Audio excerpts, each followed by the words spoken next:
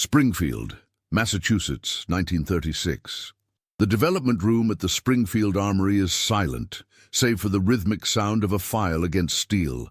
John C. Garand adjusts the gas piston of a rifle that doesn't yet have an official designation for the 10th time.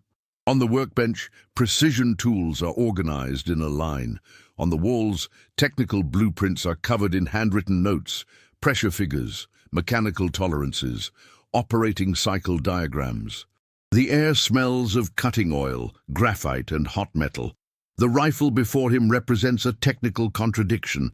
The United States Army had made it clear they needed a semi-automatic rifle that was simple enough for mass production, rugged enough for harsh conditions, and reliable enough to completely replace the Springfield 1903.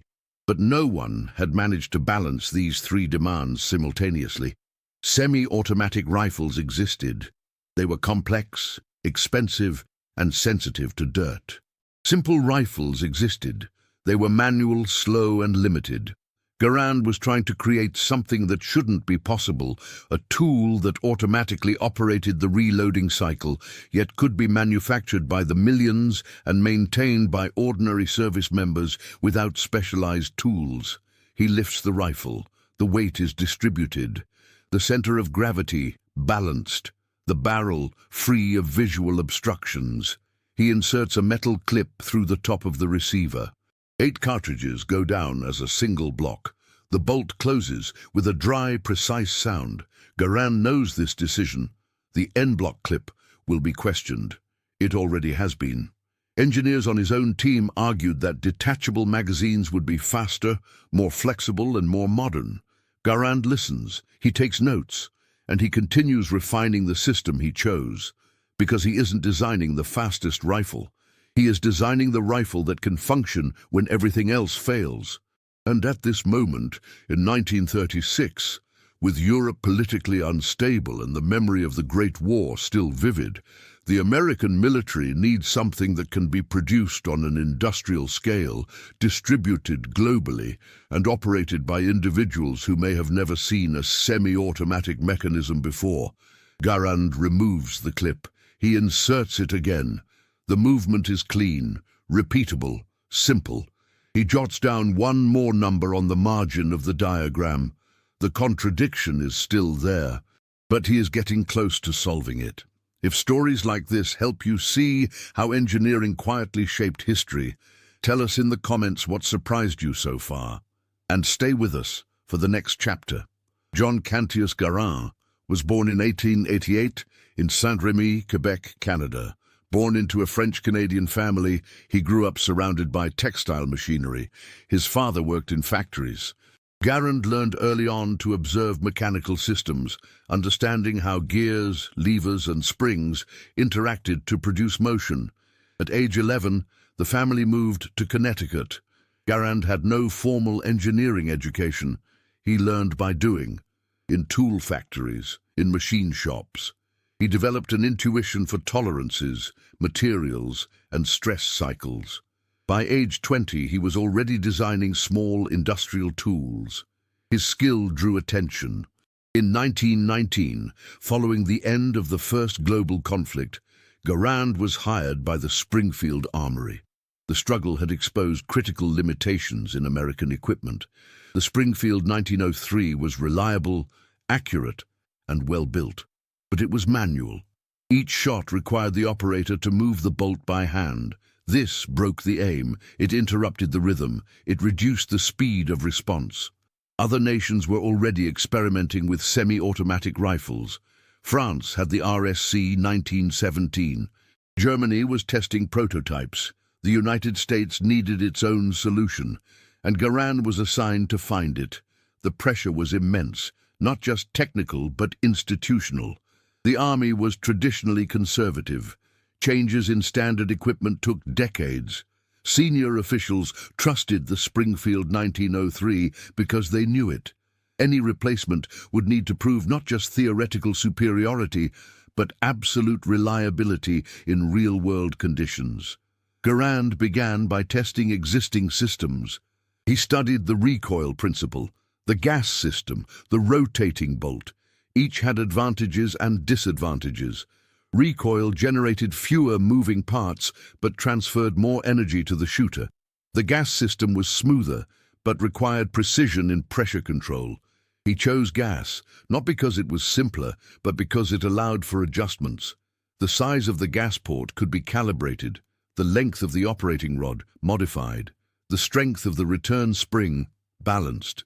This meant the rifle could be tuned for different types of ammunition, different temperatures, and different levels of fouling. Garand built prototype after prototype. He tested them in cold chambers, in humid environments, with low and high-load ammunition. Every failure was documented, every adjustment measured. In 1932, the Army conducted comparative tests. Garand's design competed against others. He won, but official approval would take another 4 years. Because adopting a new rifle meant overhauling production, training, logistics, and doctrine. Garand didn't complain. He kept refining. He simplified parts. He reduced the component count. He increased tolerances where absolute precision wasn't critical. He tightened them where it was. In 1936, the M1 Garand was officially adopted. But Garand's true battle wasn't against other designers. It was against the inertia of a system that resisted change. The operating principle of the M1 Garand is elegant in its logic. When the cartridge fires, the powder burns rapidly inside the chamber, creating an expansion of gases under extremely high pressure. These gases push the projectile through the barrel, but a fraction of these gases is diverted through a small hole located in the barrel near the muzzle. This hole leads to a cylinder where a metal piston waits. The gases push the piston back. The piston is connected to a long rod that runs under the barrel. The rod pushes the bolt moves backward, extracting the empty casing, compressing a return spring, and ejecting the casing through the side opening of the receiver. When the spring reaches maximum compression, it pushes the bolt back forward. The bolt picks up a new cartridge from the clip, feeds it into the chamber, and closes. All of this happens in less than half a second. The operator simply pulls the trigger again. Garand explains this cycle repeatedly to Army officials. He uses diagrams, cutaway models, handmade mechanical animations, but resistance persists. Older generals argue that soldiers don't need semi-automatic rifles, that the discipline of controlled fire is more important than speed, that a soldier trained with a manual rifle can be equally effective. Garand listens, and then he points to the numbers. Field tests show that soldiers with the M1 maintain better shooting posture because they don't need to break their aim to manually operate a bolt. They fire, adjust minimally, and fire again. The continuity reduces cumulative error. It's not about firing faster, it's about firing more consistently. But the strongest technical objection isn't about the gas system, it's about the feeding method, the N-block clip. Garand designed the M1 to accept a metallic device that holds 8 cartridges in a row. The soldier inserts the entire clip through the top of the receiver. The clip goes down with the cartridges. When the last cartridge is fired, the empty clip is automatically ejected upward, producing a characteristic metallic sound, a sharp ping. There is no detachable magazine. There is no option for a partial reload, 8 shots, then a full swap. Engineers question this choice immediately. Why not use detachable magazines like other modern designs? A soldier could carry multiple preloaded magazines. They could swap quickly without waiting to empty the rifle completely. They could top off if necessary. The in-block clip seems limiting, inflexible, even primitive compared to European designs. Garand lets the criticisms pile up. Then he responds point by point. Detachable magazines create logistical dependency. Soldiers lose them. Springs weaken. Manufacturing is more expensive. It requires additional inventory control. The N-block clip, on the other hand, is disposable, cheap, easily distributed. Soldiers can carry dozens without worrying about maintenance of moving parts. Furthermore, the design simplifies the receiver. Less width, less weight, fewer points of failure. Do you think this design choice was inevitable or a risky gamble at the time? Share your view in the comments and pass this story to someone who enjoys understanding how things really work. Springfield Armory, 1937. Initial production of the M1 Garand began, but the first batches revealed problems that the prototypes hadn't fully shown. In a controlled laboratory environment with standardized ammunition and constant maintenance, the rifle worked perfectly. But when subjected to extreme conditions, sudden temperature swings, accumulated dust, ammunition from different suppliers with slightly different loads, small inconsistencies appeared. The cycle sometimes failed. The bolt wouldn't close completely. Casing ejection became irregular.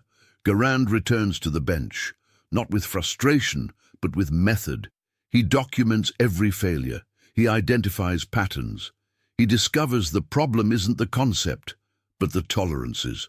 When parts are mass-produced, minute variations in dimension are inevitable. One part might be 0.0 piezo su 2 inches larger than specified, another 0.0001 smaller. Individually, these variations are insignificant, but when combined in a complex mechanical system, they stack up. The space between the piston and the gas cylinder affects pressure transfer. The clearance between the bolt and the receiver affects extraction. Every interaction matters. Garand adjusts the manufacturing specifications. Where absolute precision is necessary, such as the bolt's fit in the chamber, he tightens tolerances. Where play is beneficial, such as the piston's movement, he increases it. The decision seems simple, but it requires a deep understanding of how each component interacts under pressure, heat, and wear. He also reviews materials. The original piston was made of standard hardened steel, functional, but subject to accelerated wear from constant friction. Garand tests alternative alloys, chrome steel alloy, molybdenum. Each variation alters hardness, corrosion resistance, and production cost. He chooses an alloy that balances durability with economic viability. Another challenge arises with the clip ejection system. The mechanism that ejects the empty clip after the last shot depends on a small spring and a pivoting arm. During prolonged testing, the spring loses tension. The clip doesn't eject completely, jamming the receiver. Garand redesigns the arm's geometry. He slightly increases the spring's force. He tests again.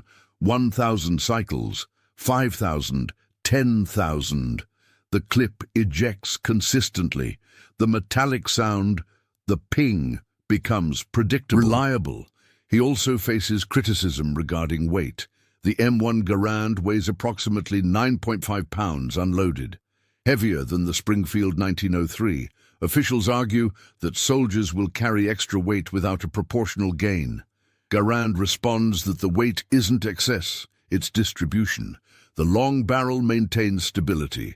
The robust receiver absorbs the stress of the gas cycle. Reducing weight would mean compromising durability. And durability in this context is more important than convenience. A tool that breaks in the field is useless, regardless of weight. In 1939, after 2 years of continuous revisions, M1 production stabilizes. Failures decrease. Factories learn the correct tolerances. Soldiers learn basic maintenance. The rifle begins to be distributed at scale. Garand watches from the engineering room. He knows the design will never be perfect, but he also knows that perfection wasn't the goal. Consistent functionality was. The decision that defines the M1 Garand doesn't happen in a single dramatic moment. It crystallizes over years of refinement, objection, and testing. The N-block clip, that seemingly limiting choice, proves to be the key that balances all the contradictions Garand faced from the start. By 1940, with production reaching thousands of units per month, real-world usage patterns confirm what Garand had sensed since 1932. Logistical simplicity is invisible engineering. Detachable magazines would require every soldier to carry multiple moving parts with internal springs. These springs weaken. Soldiers would improvise field repairs, creating non-standard variations. Replacement inventory would grow. Training would need to include magazine maintenance. The N-block clip eliminates all these layers. A soldier receives boxes of preloaded clips. They insert, fire, eject, and discard. There is no maintenance, no part to lose, no variation. Operational uniformity becomes structural. Garand revisits his design notebooks. He finds a note from 1933. An infantry rifle is not an individual tool. It is a component of a supply system. He understood early on that the design needed to consider not just the mechanics of the hardware, but the mechanics of the organization using it. Mass production requires absolute standardization. Global distribution requires resistance to climatic variations. Operation by millions of different people requires training to be minimal and intuitive. The sound of the ejected clip, the ping, which was initially seen as a flaw, becomes an acoustic identity. Engineers suggested silencing it.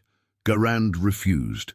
The sound confirms to the operator that the cycle is complete, that the rifle is empty, that it is time to reload. It is instant mechanical feedback. It eliminates uncertainty. In high-stress environments, clear feedback reduces error. The ping is no accident. It is design.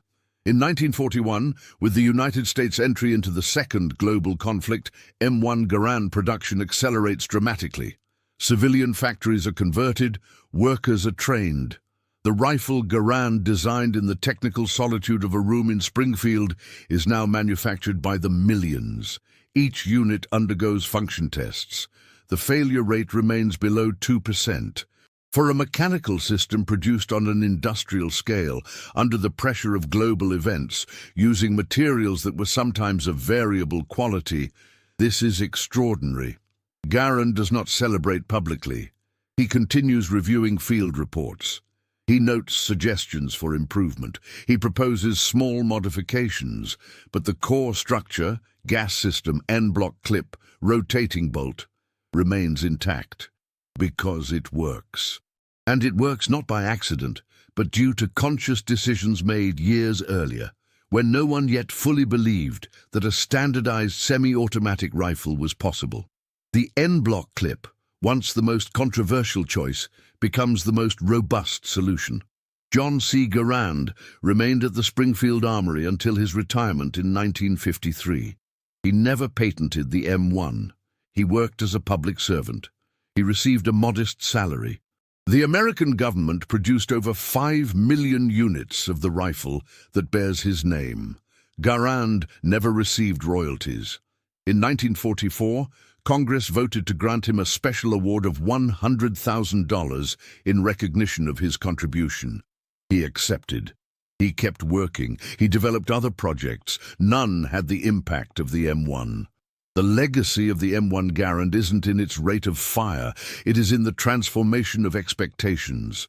Before it, militaries assumed that standard semi-automatic rifles were economically unfeasible, logistically fragile, and technically risky.